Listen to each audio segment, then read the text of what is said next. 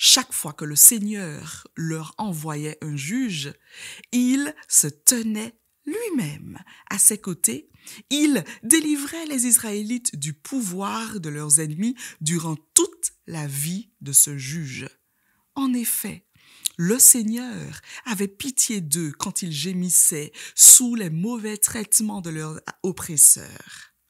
Mais, à la mort du juge, ils retombaient dans une infidélité pire que celle de leurs ancêtres. Ils rendaient un culte à des dieux étrangers et s'inclinaient devant eux pour les adorer.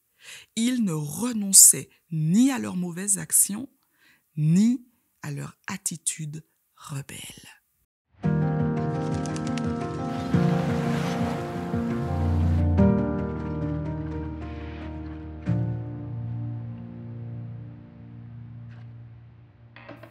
Bonjour à toi. Ce matin, je te propose de continuer à parcourir le livre des juges afin d'en tirer des leçons matinales. T'es-tu déjà retrouvé dans un cercle vicieux, une sorte de spirale qui te tire vers le bas? Un engrenage dans lequel tu expérimentes un enchaînement de circonstances où tu es pris inexorablement. Cela commence souvent par un petit faux pas, un désir inavouable ou une compulsion. Puis, on se remet sur les rails.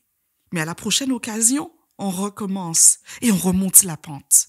Puis, on replonge, de sorte que le retour devient de plus en plus difficile jusqu'à ce que l'on ne soit plus en mesure de remonter la pente. C'est le principe de l'addiction. L'addiction est une dépendance physique ou psychologique face à une substance ou face à une activité.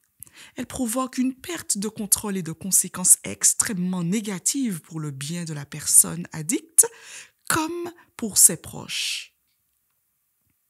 Elle englobe non seulement des substances légales ou illégales, telles que les drogues, les médicaments, le tabac, l'alcool, mais plus largement, les jeux de hasard et d'argent, l'addiction sexuelle, les écrans, la surconsommation d'Internet, la dépendance aux jeux vidéo, les achats compulsifs, les troubles alimentaires compulsifs, etc., etc.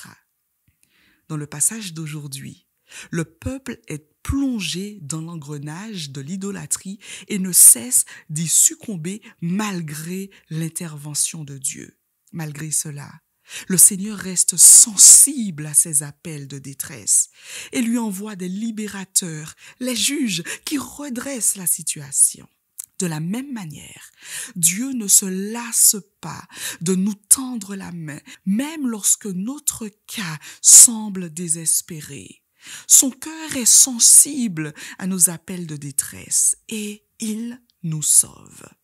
En effet, selon le psaume 34, verset 6, « Quand un malheureux crie, l'Éternel entend et il le sauve de toutes ses détresses. » Alors mon conseil pour toi aujourd'hui, ne reste pas seul dans cet engrenage. Fais appel à ton Dieu.